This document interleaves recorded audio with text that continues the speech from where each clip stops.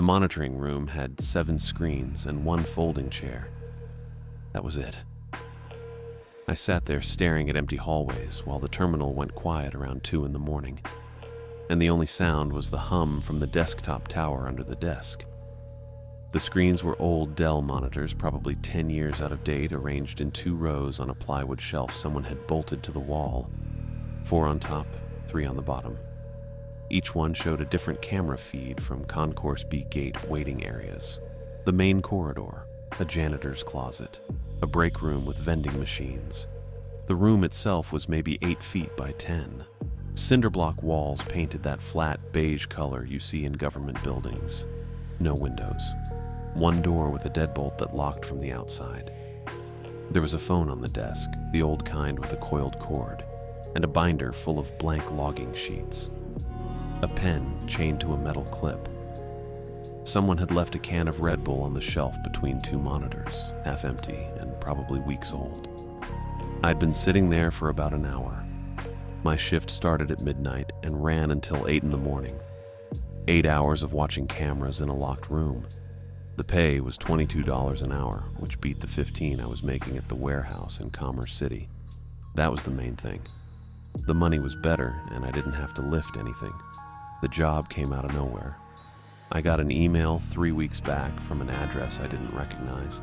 Subject line just said, "Overnight monitor position, DIA." I figured it was spam at first, but I opened it anyway because I'd been sending out applications for a month and wasn't getting much back.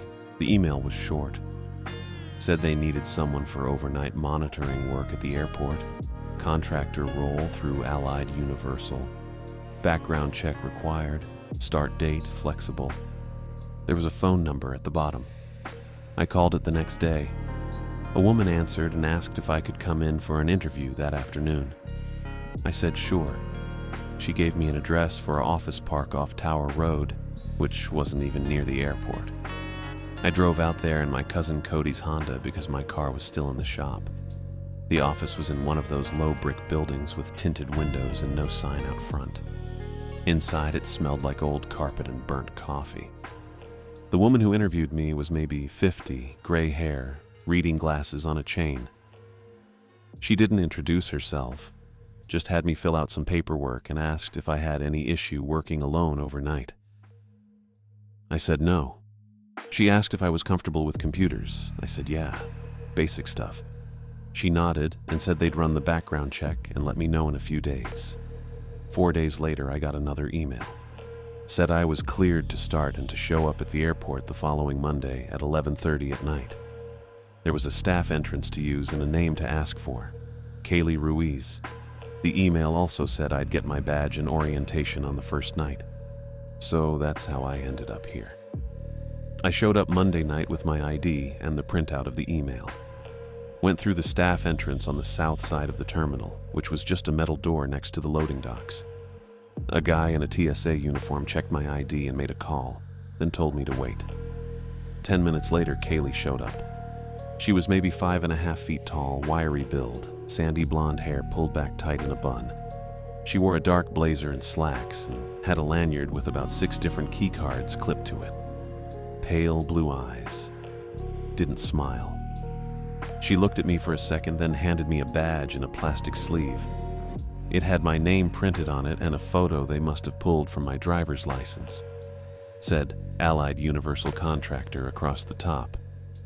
"Put that on," she said. "Don't lose it." I clipped it to my hoodie. She turned and started walking, and I followed her through a hallway that smelled like floor wax and recycled air.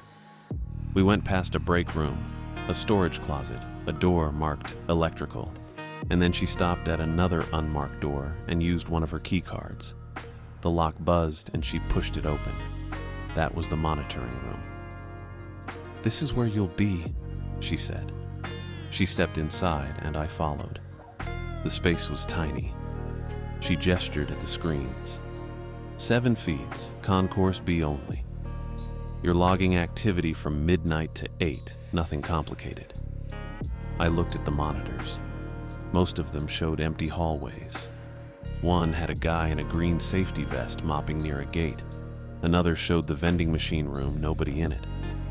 Kaylee pulled the binder off the desk and flipped it open. The pages inside were templates, printed grids with columns for time, camera number, and notes. She tapped one of the blank rows with her finger. "Every 30 minutes you log what you see," she said. Time, which camera, and a short note. Person walking, cleaning crew, gate agent at desk, whatever's happening. Keep it short and neutral.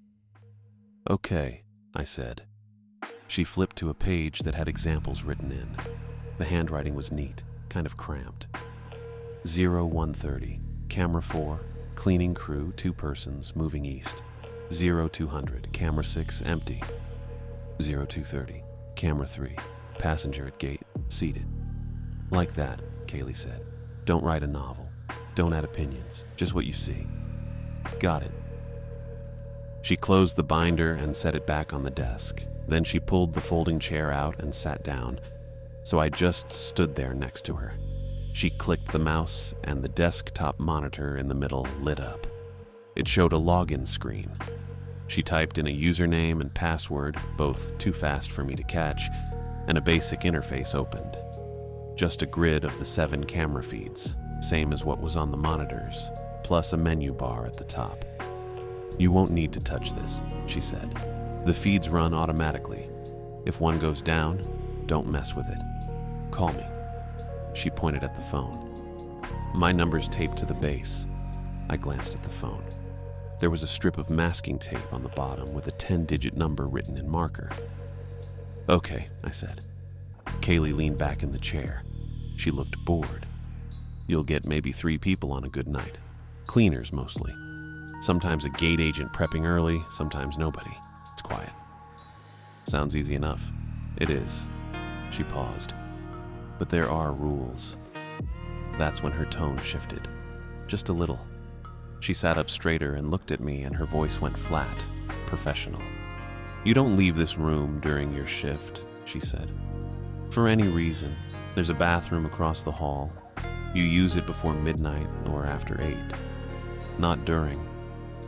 I blinked. What if I really need to go? "You don't." She didn't blink. "You're here for 8 hours. Plan accordingly." I didn't love that, but I didn't argue. I just nodded.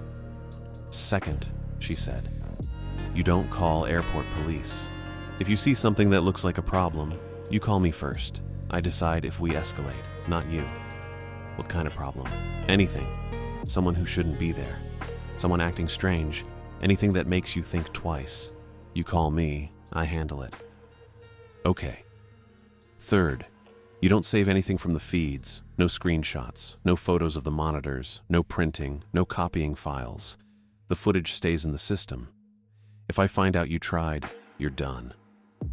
I looked at the screens again, just empty hallways. Why would I screenshot anything? "I'm just telling you the rules," she said. Her voice didn't change. "You follow them or you don't work here. It's that simple." I figured it was some kind of privacy thing. Or liability. Airports are weird about security. I needed the job and the rules didn't sound impossible, just annoying. "I get it," I said. "No screenshots. Call you first. Don't leave the room." "Good." She stood up and I stepped back to give her space. She pulled a key card off her lanyard, one of the older-looking ones with a magnetic stripe, and handed it to me. "This opens the door from the inside," she said. "When your shift ends, lock it behind you and slide the card under the door. Someone will pick it up." "Okay." She looked at me for another second, then walked to the door. She stopped with her hand on the frame and glanced back. "It's just watching empty hallways," she said. "Type clean notes. Don't overthink it." Then she left. The door clicked shut behind her and I heard the deadbolt slide into place from the outside. I stood there for a minute, just looking around. 7 screens, 1 desk, 1 phone, the binder, the chair. I sat down. The feeds were mostly static. Camera 1 showed the main corridor, long and bright and empty. Camera 2 was a gate waiting area with rows of blue seats, no passengers. Camera 3 was another gate. Camera 4 showed a hallway near the bathrooms. Camera 5 was the break room with the vending machines. Camera 6 was a janitor's closet, door closed. Camera 7 was another section of the main corridor. I pulled the binder onto my lap and looked at the template again. Time, camera, notes. Keep it short. Keep it neutral. I told myself it was fine. Just 8 hours of staring at screens and writing a few lines every half hour. The rules were weird, sure. Don't leave the room. Don't call the cops without permission. Don't save anything. But maybe that was just how airports worked. Tight protocols. Chain of command. I didn't know. The money was good. That was the main thing. I clicked the pen and wrote the time at the top of the first blank row. 12:30. Then I looked at the screens and started filling in the rest. Camera 1. Empty. Camera 2. Empty. Camera 3. Cleaning crew, 1 person, vacuuming. I kept going down the list. It took maybe 2 minutes. When I finished, I set the binder on the desk and leaned back in the chair. The rules didn't sound like policy, that was the thing. They sounded like warnings. But I didn't have anywhere else to go, so I stayed. The first 3 shifts were fine.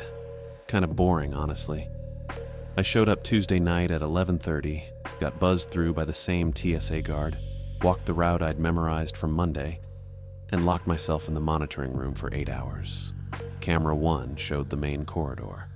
Camera 2 showed gate seating. 3 through 7 covered the rest of Concourse B. I logged entries every 30 minutes in the binder using Kaylee's format. 0100, Camera 2, empty. 0130, Camera 5, vending machine lights on, no persons, that kind of thing. Around 3 a.m., a cleaning crew showed up on Camera 4, 2 guys with a cart and one of those wide dust mops. They moved through the hallway near the bathrooms, stopped to empty a trash bin, kept going east until they left the frame. I wrote it down. 0315, Camera 4, cleaning crew, 2 persons, moving east. Exactly how Kaylee's example entries looked. The rest of the shift was just empty hallways and that weird fluorescent buzz you can't actually hear through a camera feed but somehow still feel. I turned in my keycard at 8 a.m., went home, slept through the afternoon, and came back Wednesday night. Wednesday was the same. A delayed flight landed around 1 a.m. and passengers trickled through Camera 1 looking tired and annoyed. A woman sat at Gate 7 on Camera 3 for maybe 40 minutes with a rolling suitcase and a neck pillow, scrolling her phone. A janitor opened the closet on Camera 6, grabbed something I couldn't make out, and closed the door again. I logged it all. 0145, Camera 1. Passengers from delayed arrival, approximately 12 persons. 0230, Camera 3. 1 passenger seated, waiting. 0400, Camera 6. Cleaning staff accessed closet. Duration 2 minutes. I was getting the rhythm of it. Watch the feeds, check the clock, write boring observations, repeat. My back started hurting from the folding chair around hour 5, but I didn't mention that in the log. Kaylee said no opinions. Thursday night, technically early Friday morning. I brought a bag of trail mix and a can of Coke. I'd figured out I could go to the bathroom right before midnight and hold it until 8 if I didn't drink too much. The Red Bull can was still on the shelf between monitors. Not my can. Someone else's from a previous shift, I guess. I didn't move it. The feeds looked the same as always. Camera 1, bright, empty corridor. Camera 2, gate seating, no passengers. Camera 3, another gate. Camera 4, hallway with bathroom signs. Camera 5, break room, vending machines glowing. Camera 6, janitor's closet, door closed. Camera 7, another stretch of corridor. I wrote my midnight entry. 0000. All cameras. No activity. Then I ate some trail mix and watched the monitors. Nothing happened for 2 hours. I logged at 12:30, then 1, then 1:30. The cleaning crew showed up on Camera 4 again around 1:45. Same 2 guys, I think, though it's hard to tell when you're watching from a fixed angle in kind of dim lighting. They emptied trash, mopped, disappeared off frame. I wrote it down. At 2 a.m., I was reaching for the binder to start my next entry when the desktop monitor blinked. Not the feeds, the main screen. A small gray box appeared in the bottom right corner with text in red. Motion alert, Cam 8. I stopped, looked at the 7 feeds on the shelf, counted them. 1, 2, 3, 4, 5, 6, 7. There wasn't a camera 8 on the shelf. I leaned forward and looked at the desktop screen. The grid interface showed the same 7 feeds I'd been watching, but now there was an 8th thumbnail in the bottom right corner I swear hadn't been there before.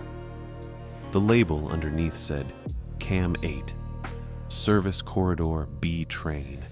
The thumbnail was too small to see detail, just a dark hallway and something that might have been movement. I sat there for probably 10 seconds trying to figure out what I was supposed to do. Kaylee said don't touch the computer. Kaylee also said call her if there's anyone who shouldn't be there, but I didn't know if someone was there. I just had a motion alert for a camera I didn't know existed. I moved the mouse. The cursor slid across the screen and I clicked on the camera 8 thumbnail. The feed expanded to fill most of the desktop monitor. It showed a service corridor I didn't recognize. Concrete floor, concrete walls painted that same industrial beige, overhead lights in wire cages, pipes running along the ceiling, no windows. A door on the left side, about halfway down, marked with a yellow and black striped hazard pattern. The angle was wide, showing maybe 40 feet of hallway, and there was a man standing in the middle of it. He was facing the camera, just standing there. He wore dark clothes, maybe a jacket, maybe a jumpsuit, I couldn't tell. His posture was wrong, too still. People don't stand that still. I squinted at the screen. He was close to the lens. Closer than he should have been if he was really in the middle of the corridor. The perspective didn't make sense. It was one of those things where your brain tries to reconcile the depth and can't quite do it. He was looking up, right at the camera. I reached for the mouse again and found the zoom control on the interface menu. Clicked it. The image expanded. That's when I saw his face. It looked stretched. That's the only word I have for it. Skin pulled tight over bone like someone had taken a normal face and just stretched it. His eyes were too wide. His mouth was closed, but the shape of it was off. Wrong proportions. I couldn't tell if it was the camera quality or the lighting or if his face actually looked that way. I was still staring when he raised his hand. Slowly, deliberately. He lifted his right hand and extended one finger, pointing, not at the camera, past it, like he was pointing at something behind the lens, deeper into wherever that corridor actually was, toward wherever the monitoring room sat on the building layout. My stomach dropped. I didn't move. The feed blinked to black, just for a second. One single second of pure black screen with the camera 8 label still visible at the top. Then it came back. The corridor was empty. No man. No movement. Just the concrete hallway with the pipes and the hazard-striped door and the lights in wire cages. I looked at the timestamp in the corner of the feed. It said 02:14. I checked the clock on the desktop. 02:13. The timestamp on the feed was a minute ahead, like the footage had skipped forward, like nothing had happened. I sat back in the folding chair. My hands were shaking a little. I put them on my knees. The motion alert box had disappeared from the corner of the screen. Camera 8 was still there in the grid, thumbnail view, showing the empty service corridor. I counted to 10 in my head, tried to think it through. Maybe the guy was maintenance, maybe he was supposed to be there and I just didn't know the schedule. Maybe the feed glitched, and that's why the timestamp jumped. Cameras do that. Systems freeze and skip and catch up. Maybe his face looked normal and it was just the zoom quality making it look weird. Maybe he was pointing at something else, a door, a sign, something I couldn't see. I didn't believe any of that, but I ran through it anyway. Then I thought about Kaylee's rules. Call her first. Don't call airport police. Let her decide. I looked at the phone on the desk, the number on the masking tape, I didn't pick it up. Instead, I pulled the binder toward me and picked up the chained pen. Turned to the next blank line. My handwriting came out shakier than I wanted, but I kept it small and neat. I didn't touch camera 8 again after that. Just minimized it back to the thumbnail in the corner and logged my 2 a.m. entry. 0200, camera 4, empty. I didn't write anything about the 8th feed. Didn't mention the man or the pointing or the timestamp running 1 minute ahead. I figured if I kept my entries normal, the shift would stay normal. That lasted about 10 minutes. My phone buzzed in my pocket. Personal phone, not the desk one. I pulled it out and saw Cody's name on the screen. Cody's my older cousin. 5 years older, works as a baggage handler for United on the overnight crew. We used to meet up for coffee sometimes after our shifts ended, back when I worked at the warehouse. He knew I'd switched to this monitoring gig, but we hadn't synced up schedules yet since I was still new. The text said, "Dude, why are you walking around down here?" I stared at it for a second. Didn't make sense. I typed back, "What?" 3 dots appeared immediately. Cody was still typing. "Just saw you on one of the bagroom monitors. Thought you were supposed to stay in your station." I looked down at my hands, both of them right there on the desk, one still holding my phone, the other resting next to the binder. I hadn't moved from the chair in over an hour, hadn't left the room at all. That was the whole point of Rule 1. I couldn't leave during my shift for any reason. My throat felt tight. I typed, "I'm upstairs in the monitoring room. Haven't moved." The reply came fast. "Bro, I'm looking at you right now." Then another message, "Or someone in your hoodie IDK." I glanced down at myself. Dark gray hoodie, same one I'd worn Monday and Tuesday and Wednesday and tonight. It wasn't special. Probably 1,000 people at DIA owned the same one. But Cody knew what I looked like. He'd recognize me. I typed, "Can you send a pic?" Dots again. Then my phone buzzed and a photo loaded. It showed a monitor screen, the kind they probably had in the bag room for tracking luggage routes or equipment. The image quality wasn't great because Cody had taken a phone picture of a screen, but I could see the feed clearly enough. A hallway, concrete floor, painted walls, overhead lights and wire cages. Service corridor, maybe. Looked a lot like the one I'd seen on camera 8, actually, but the angle was different. This one faced the other direction. Someone walked away from the camera in the center of the frame. Dark gray hoodie, work pants, scuffed sneakers. I zoomed in on the image with 2 fingers. The posture matched mine. I'm 5'10", lean build, and I've got this habit of keeping my shoulders a little hunched when I walk. The person in the photo walked the same way. Same build, same height, probably. Same pants, definitely. I could see the cargo pocket on the right leg that had a little tear near the seam. I'd been meaning to replace these for 2 months. The left shoe had a scuffed heel, white mark across the back where I'd scraped it against a pallet at the warehouse in October. Still hadn't cleaned it off. That was my shoe. I stared at the photo. My hands felt cold.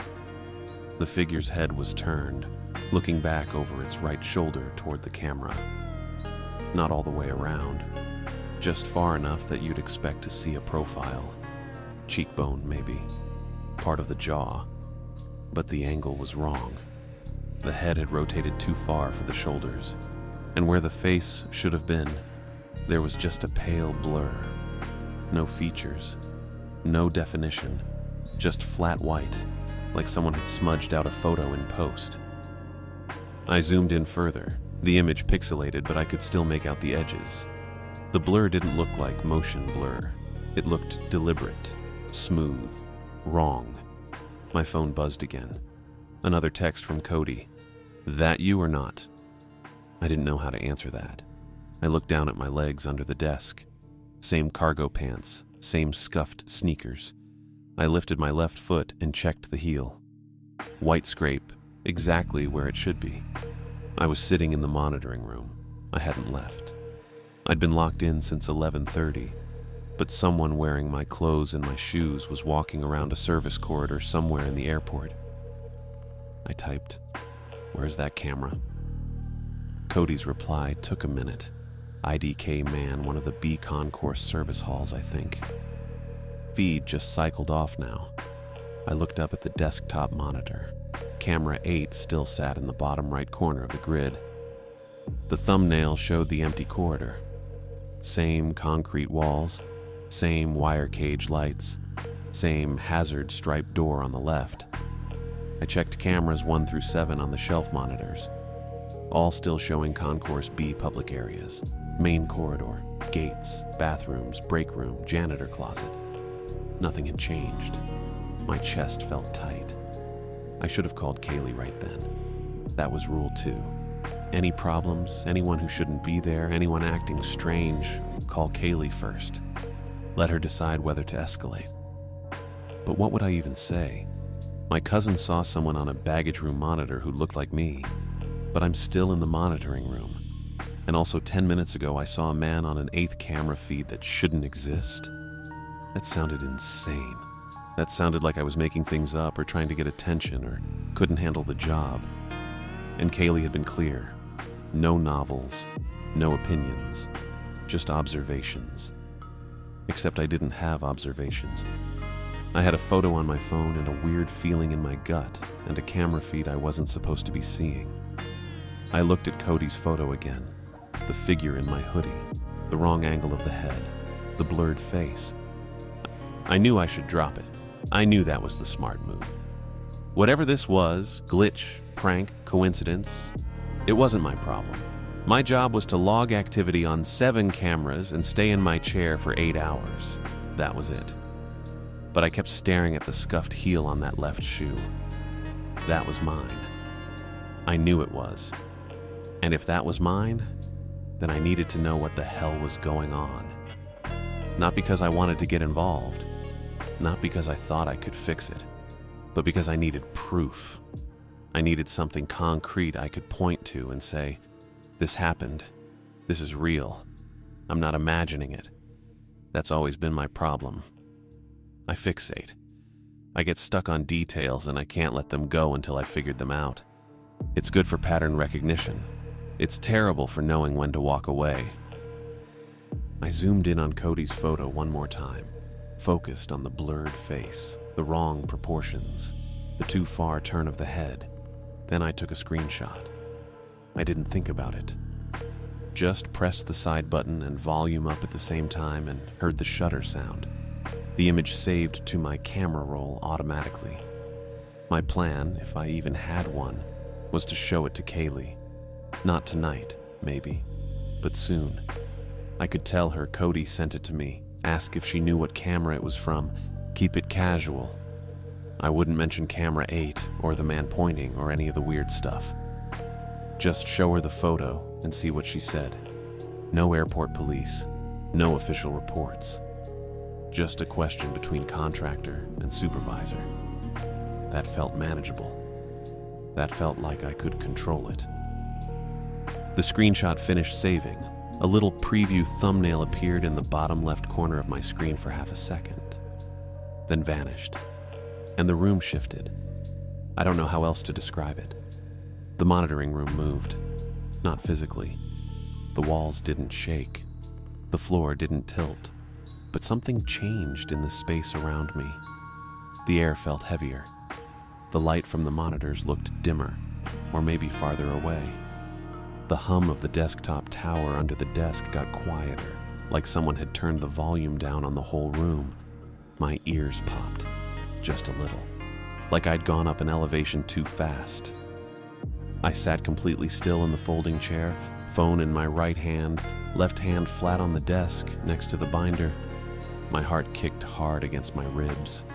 I didn't move, didn't turn around, just kept my eyes on the 7 monitors on the shelf in front of me, watching the empty hallways of Concourse B.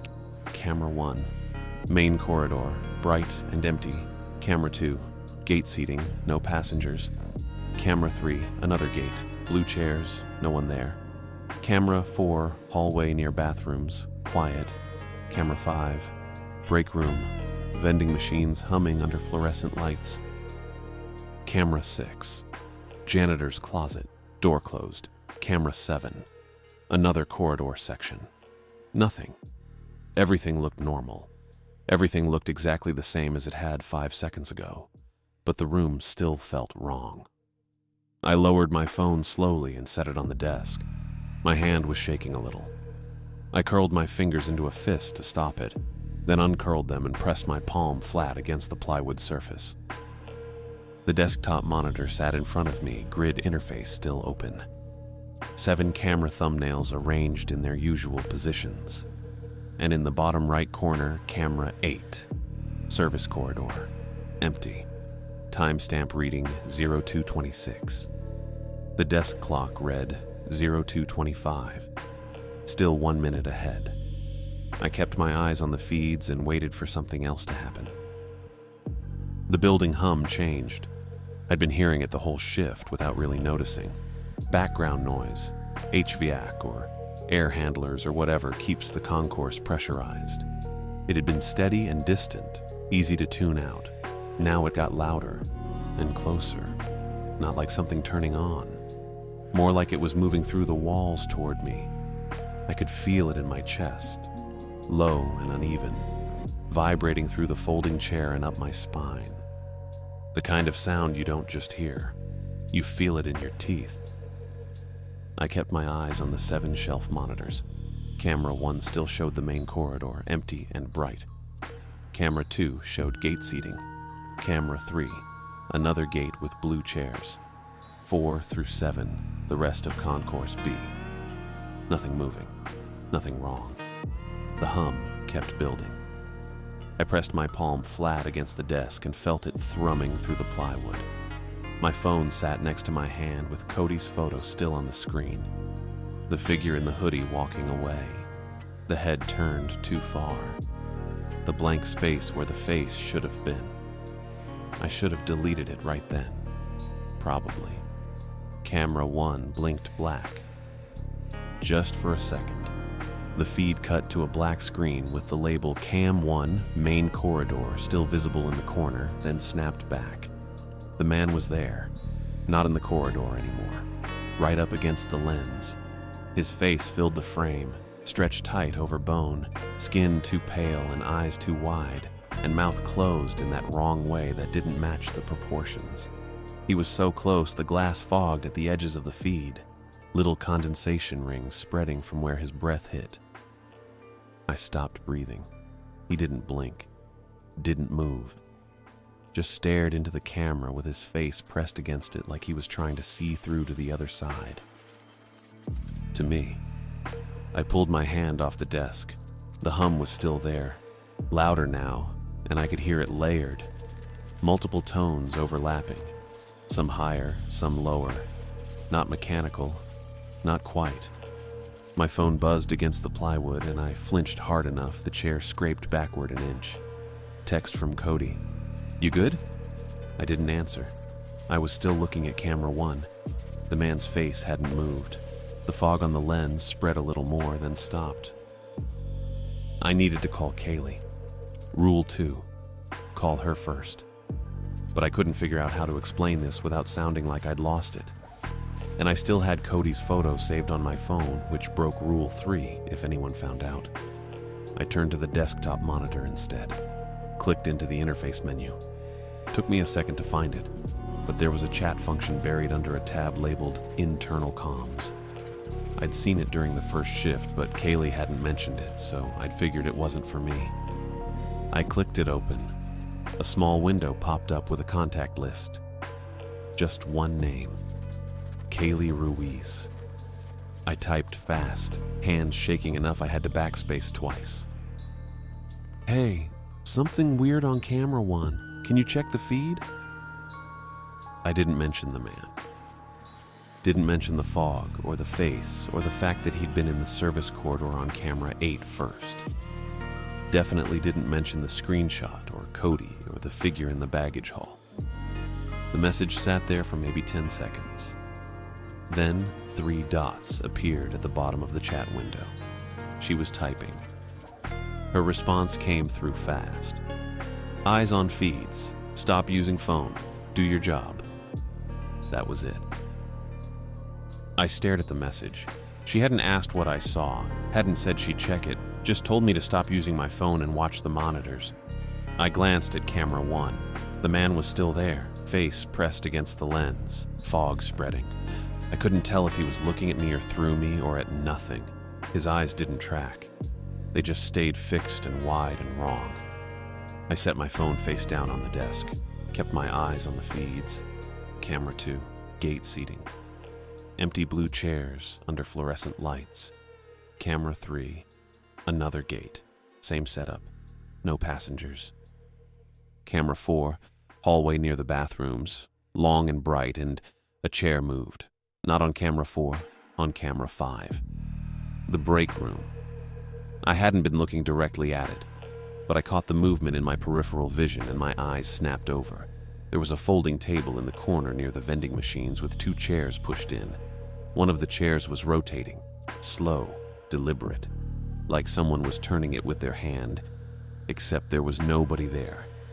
It rotated until it faced the camera head-on, then stopped. I didn't move, didn't blink, just watched the chair sitting there, perfectly still now, aimed right at the lens. Camera 6, janitor's closet, door closed, nothing. Camera 7, corridor section, empty. Camera 1, the man's face, still pressed against the glass. I forced myself to look at the desktop monitor, checked camera 8's thumbnail, still showed the empty service corridor with the hazard stripe door on the left. Timestamp read 0231. Desk clock read 0230. Still 1 minute ahead. I heard something rolling, faint, metallic. I looked back at the shelf monitors and scanned them one by one until I found it. Camera 7. 2 baggage carts in the frame, the kind with 4 wheels and a flat metal bed. They were sitting against the wall near a service door. As I watched, one of them rolled forward, just a few inches, then stopped. Nobody touched it. Nobody was in frame. The second cart rolled, same thing. A few inches forward, then stopped. They weren't on a slope. The floor was level. I could see the seam where 2 concrete sections met, perfectly horizontal across the bottom of the frame. The carts just rolled. I looked at camera 2, gate seating, still empty. Camera 3, another gate. A window behind the chairs showing the tarmac outside under floodlights. There was a figure standing under one of the light poles, dark clothing. Still. I leaned forward, squinted at the feed. A shuttle bus rolled through the frame. Airport transport, white with blue stripes. It passed right through the space where the figure was standing. The figure didn't move, didn't step aside. The bus went through it and kept going, and when the bus cleared the frame, the figure was still there, exactly where it had been. My chest got tight. The doorknob rattled. I jerked around so fast the chair almost tipped. The monitoring room door was behind me, solid and windowless with the deadbolt Kaylee had locked from the outside. The knob was moving, turning left, then right, testing the latch. I stood up. Didn't mean to. My legs just pushed me upright, and I was standing there with my hands at my sides, staring at the door. "Who's there?" My voice came out quieter than I wanted. I tried again. "Who is it?" The knob stopped moving. Then a voice came through, muffled by the door, but clear enough. "Jose." It sounded like Kaylee. Same flat tone, same clipped cadence. But she'd never used my first name. Not once. During the interview, she'd called me nothing. During orientation, she'd said you. In the chat just now, she hadn't used a name at all. "Jose, open the door." I didn't move. I turned back to the desktop monitor and pulled up the grid interface. Found the camera that covered the hallway outside the monitoring room. It wasn't one of the 7 on the shelf. It was buried in a submenu under staff areas. I clicked it. The feed expanded. The hallway was empty. Beige walls, fluorescent lights, closed doors on both sides. The monitoring room door was visible on the right side of the frame, exactly where I was standing on the other side of it. Nobody was there. The knob rattled again, harder this time. The whole latch shook and I heard metal scraping against metal as something tested the bolt. I kept my eyes on the feed. The hallway stayed empty. The knob kept turning, left, right, left again. I picked up the phone. The handset felt heavier than it should have. Cold plastic against my palm. The doorknob had stopped rattling, but I could still feel the vibration in my chest, in the back of my teeth. I pressed the receiver to my ear and punched the number written on masking tape stuck to the phone base. Kaylee's direct line. Rule 2 said, call her first about problems. Rule 2 didn't say anything about calling her when someone or something was pretending to be her in the hallway. The line clicked twice, then ringing 3 times, 4. She picked up on the 5th ring. What? Not a question, flat and annoyed. Background noise came through loud, voices overlapping, a PA system announcing something I couldn't make out, the beep of a vehicle backing up. She wasn't in an office, sounded like she was standing in a terminal or loading area, somewhere with people and movement and normal airport chaos. It's Jose, I said. My voice came out quieter than I wanted. Jose Thompson, in the monitoring room. I know who you are. A pause. Why are you calling? The doorknob wasn't moving anymore, but I kept my eyes on the hallway feed. Empty corridor, closed door, fluorescent lights, nothing. Someone was at the door, I said, trying the knob, but the feed shows the hallway empty. Another pause. Longer this time. The background noise on her end stayed constant, but I heard her breathing change. Not faster, just deliberate, controlled. What did they say? They said my name, twice, told me to open the door. I swallowed. It sounded like you. Silence. 5 seconds. 10. I'm at Concourse C, Kaylee said. Her tone hadn't shifted at all. Still flat. Still professional. I've been here for the last 40 minutes dealing with a contractor issue, so that wasn't me. I know, I said. Did you open the door? No. Good. She exhaled once, sharp. Don't touch the door. Don't look away from the screens. I'm coming. The line went dead before I could respond. I set the handset back in the cradle. My hand was shaking. Just a little. I pressed both palms flat on the desk and watched the feeds. The rattling had stopped. Camera 1 still showed the pale man's face pressed against the lens. Camera 5 still had the rotated chair facing forward. Camera 3 still had the figure standing under the floodlight on the tarmac. Camera 8's thumbnail still showed the empty service corridor with the hazard-striped door. I sat back down, pulled the binder toward me, checked the desk clock. 2:37 a.m. I needed to log the 2:30 entry.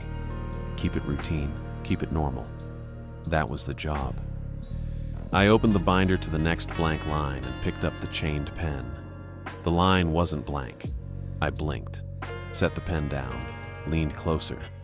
The page had entries I didn't write. 3 of them, timestamps in the future, handwriting that looked almost like mine but wasn't quite right. The letters too even, the spacing too perfect. First entry, 0245, Camera 3, Gate B32. Medical response, 2 personnel. Second entry, 0300, Camera 3. Cleanup crew, 1 person. Biohazard removal. Third entry, 0315, Camera 3. Gate B32. Clear. I read them twice. The ink looked fresh, dark blue. Same pen I'd been using all night. The second entry had more detail than the others. Small print beneath the main line. I tilted the binder toward the monitor light. Subject, adult male, 40 to 50 years approximate, blunt force trauma, cranial, bucket and mop standard protocol. It was written like a maintenance note.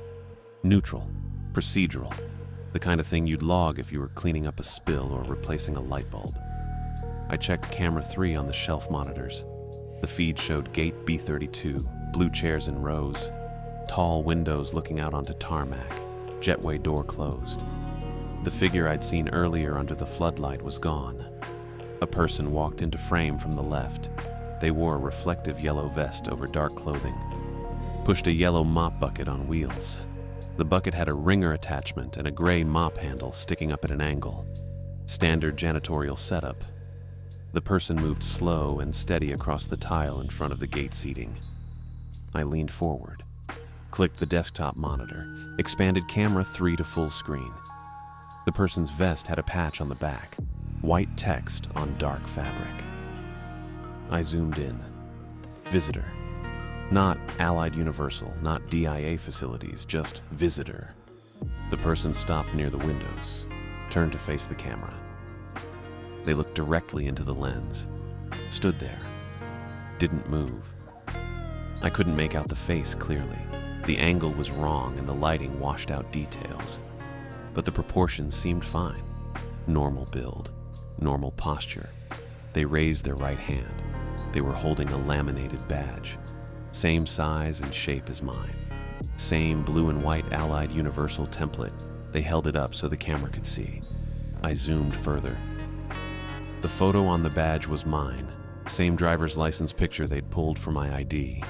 Same angle, same background.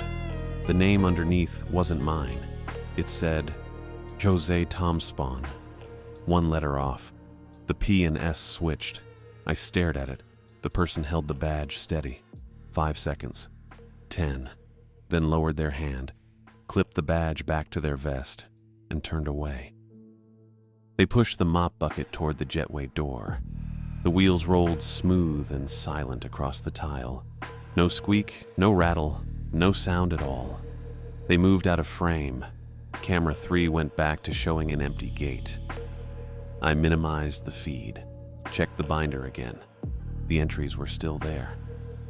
Same handwriting, same timestamps. 2:45, 3 o'clock, 3:15. The desk clock read 2:39.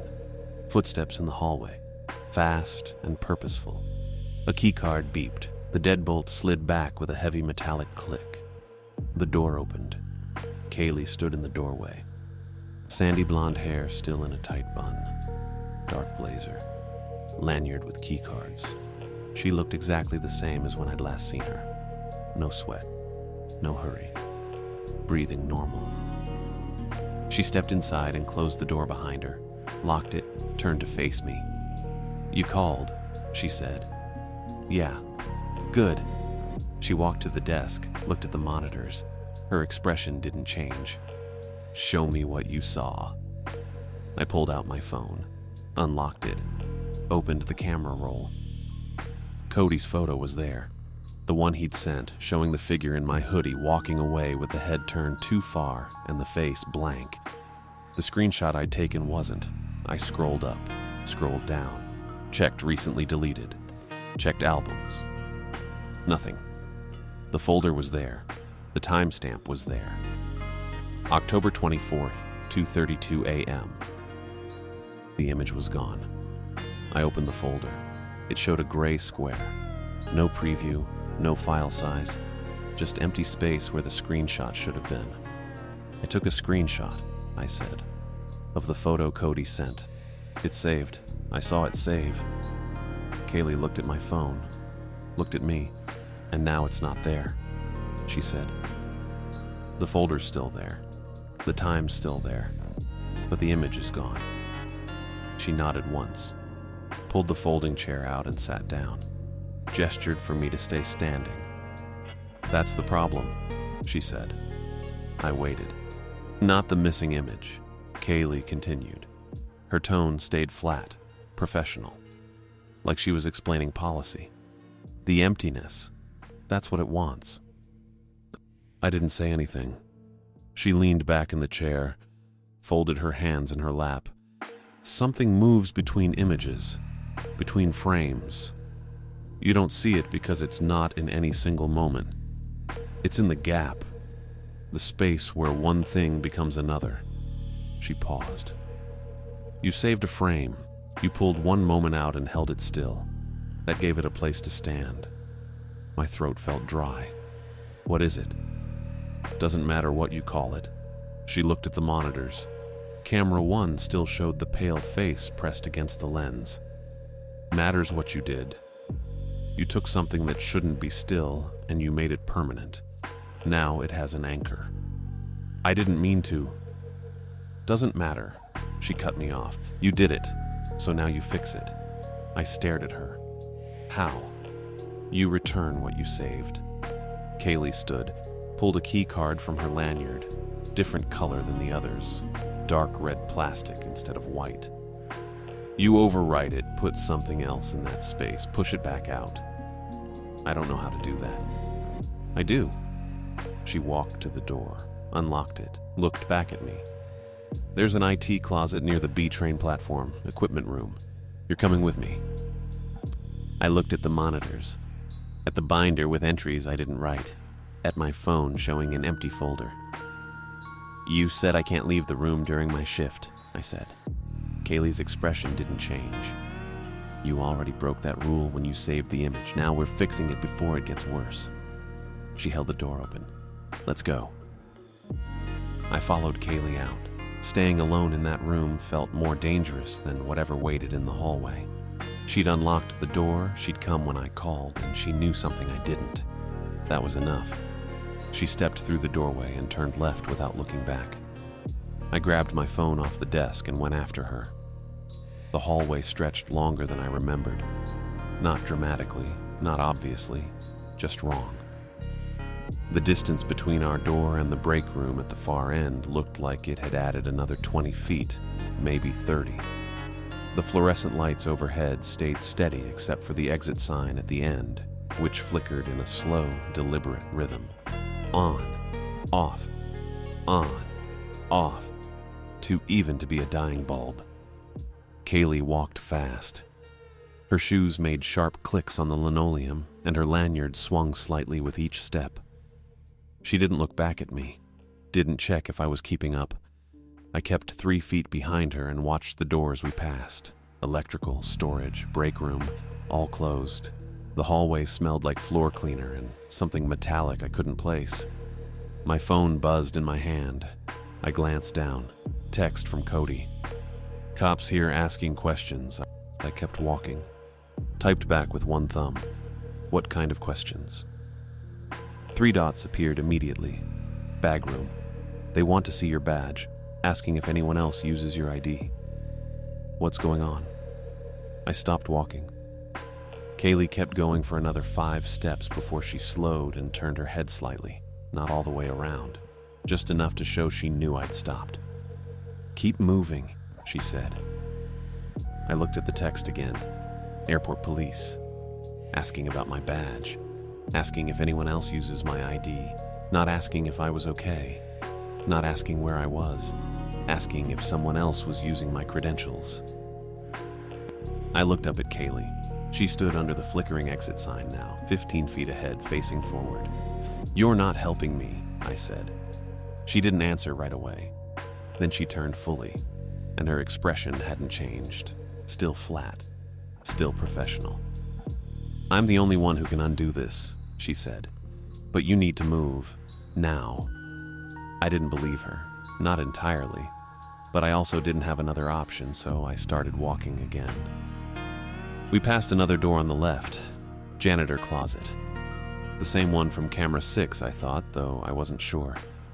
The door was cracked open maybe 3 inches, and light spilled through the gap onto the hallway floor. I kept my eyes forward, but as I passed, I caught a glimpse inside. A mop bucket sat under the overhead light. Yellow plastic with a wringer attachment. The water inside looked gray and cloudy. Something was in the water.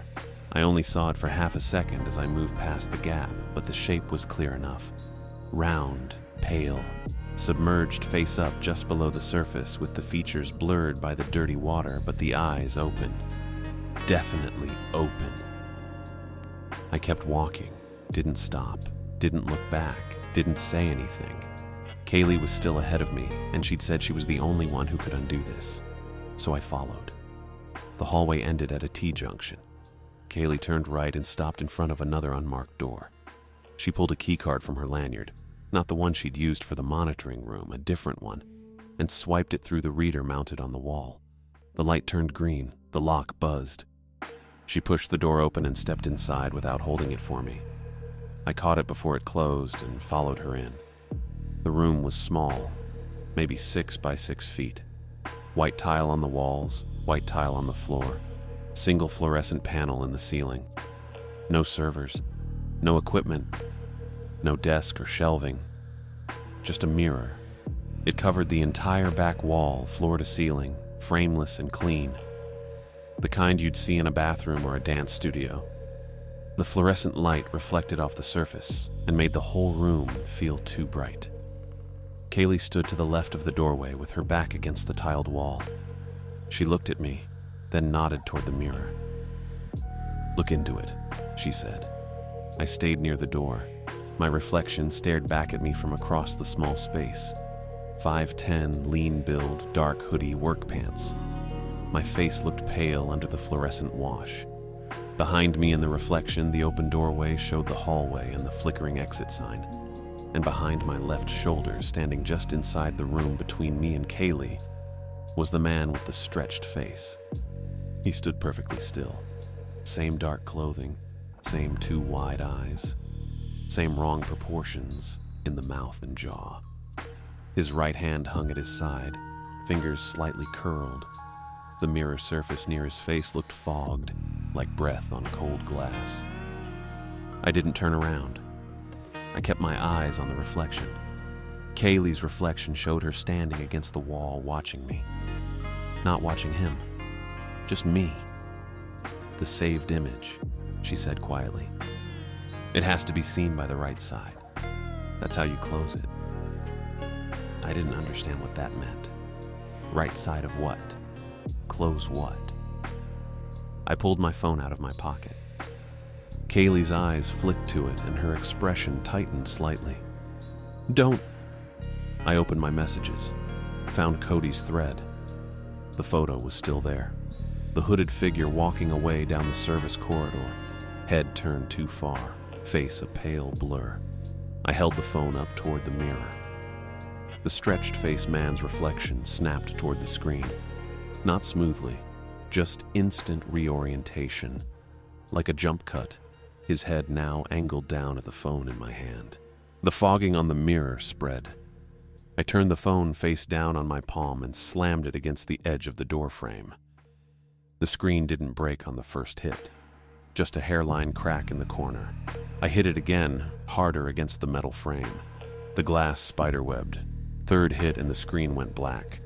Fourth hit and I felt something inside the case snap. The mirror shivered, not cracked, not broken. Just a ripple across the entire surface, like water disturbed by a stone.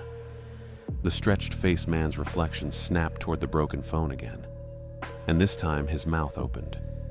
No sound, just the motion of his jaw unhinging too far. The hallway lights went out, all of them. The fluorescent panels, the exit sign, everything. The only light left was the single panel in the white-tiled room, and it flickered once, twice, then died. I heard something move in the dark hallway behind me. Fast, not footsteps, a sliding, dragging sound. Skin on tile. I ran. Didn't think about it. Just turned and bolted into the black hallway, one hand on the wall to keep oriented. My shoes slapped the linoleum, and my breath came hard and shallow. The dragging sound stayed behind me, but it was getting closer, and I couldn't tell how close because the acoustics were wrong. The hallway warping the noise into something that came from everywhere. I saw light ahead, bright white light and the blue glow of gate monitors. I ran toward it and hit the door with both hands, shoving it open hard enough that it banged against the wall. I stumbled through, and the sound cut off immediately, like a switch flipped. I was on Concourse B, public side, near the train platform. The air felt steadier. The overhead lights were full spectrum bright, the kind that made everything look too sharp and clean. A few red-eye passengers sat in the blue chairs near the platform entrance. An older man in a Broncos cap, a woman with a neck pillow and rolling suitcase. A kid maybe 19 or 20 slumped against his backpack, asleep. None of them looked at me. I turned and looked at the door I'd come through. It was marked staff only in red letters on white. The window showed a dark hallway on the other side. No movement, no dragging sounds. Kaylee didn't follow. I stood there for maybe 30 seconds, catching my breath, watching the window. She didn't come through. I never saw her again. Minutes later, I heard radio chatter and boot steps, and 2 airport police officers came around the corner from the main corridor. A man and a woman, both in uniform with duty belts and radios clipped to their shoulders. The man was tall, close-cropped brown hair, nameplate reading Carpenter. The woman was shorter, black hair in a tight ponytail, nameplate reading Wong. Carpenter saw me first and altered course, walking straight toward me. Wong followed, her hand resting on her radio. "You, Jose Thompson?" Carpenter asked. "Yeah." "You work overnight monitoring?" "Yeah." Wong stepped past me and looked through the staff door window into the dark hallway. She clicked her radio. "Need a secondary sweep, South Staff Corridor, Concourse B." Carpenter kept his eyes on me. "Your supervisor reported an incident. Said you called about someone trying to access your station." "That's right. Where's your badge?" I pulled it out of my hoodie pocket. The plastic sleeve was cracked and the clip was bent, but the card itself was still intact. Allied Universal Contractor. My name. My photo. I handed it to him. He looked at it, turned it over, then passed it to Wong. She examined it under the overhead light, held it up to check the magnetic strip, then met my eyes. "This the only one issued to you?" she asked. "Yeah." "Anyone else have access to your credentials?" "No." Carpenter glanced at Wong, then back at me. "We're going to need you to come with us. Need to pull some feed, get a statement." "I quit," I said. Both of them stopped. Wong lowered the badge slightly. "You quit," Carpenter repeated. "Right now, I'm done. I'm not going back in there." Wong exchanged a look with Carpenter. He nodded once, and she clicked her radio again. "Control, this is Wong. Contractor on site is terminating employment. Advise on badge protocol." Static, then a voice. "Retain badge. Log time in statement." Wong slipped my badge into a pouch on her belt. "You'll need to give a statement, then you can go." They took me to a small office near the security checkpoint. Carpenter asked questions. Wong typed. I told them about the knocking, the voice, Kaylee showing up. I didn't mention camera 8, didn't mention the man with the stretched face or the mirror or the thing in the mop bucket. I told them I quit because I didn't feel safe. Carpenter wrote that down. When they were done, Wong handed me a carbon copy of the statement and told me someone from Allied Universal would contact me about final pay. Carpenter walked me to the public exit and watched me leave. I took the RTD train to Union Station, then walked to a Starbucks on 17th and sat in a corner booth until the sun came up. Cody texted me around 6:30. "You good? Cops left. Want breakfast?" I told him, "Yeah. Sam's number 3 off Spear Boulevard. He said he'd meet me there in 20. The diner was half full when I got there. Booth seating, counters with red stools, smell of coffee and hash browns. A waitress in her 40s with dark brown hair and kind eyes came over with a pot and 2 mugs. Her name tag said, Aurora. "Coffee?" she asked. "Yeah, thanks." She poured, smiled, and moved to the next table. Cody showed up 10 minutes later. He slid into the booth across from me, still in his United vest and work boots, looking tired. He ordered coffee when Aurora came back, then leaned forward with his elbows on the table. "What the hell happened?" he asked quietly. "I quit. I got that part." "Why were cops asking about your badge?" "I don't know." He studied my face for a few seconds, then pulled out his phone. "You see this yet?" He turned the screen toward me. It was the same photo he'd sent me hours earlier. Same service corridor, same concrete walls and wire cage lights, same hooded figure in my clothes. But the figure wasn't walking away anymore. It was facing the camera, head on, arms at its sides, feet together, and the face wasn't a blur. It was my face, exact match. My nose, my jawline, my eyes. But the mouth was open too wide, stretched into a silent scream, and the eyes were wrong. Too bright, too focused. I stared at it. Cody pulled the phone back. "It changed," he said. "I went back to look at it this morning and it was like this. I didn't edit it. I didn't do anything." I believed him. Aurora came back with Cody's coffee. I ordered eggs and toast. Cody ordered the same. When she left, I told him I was leaving Denver. He didn't argue, just asked when. "This week," I said. I left on Thursday, stayed with a friend in Albuquerque for 2 months, then moved to Portland. Got a job at a warehouse off 82nd. Different company, day shift. I stopped letting anyone take pictures of me. Not for social media, not for work badges, not for anything, because I understood now. Images aren't just images. They're places. Spaces something can use to reach you.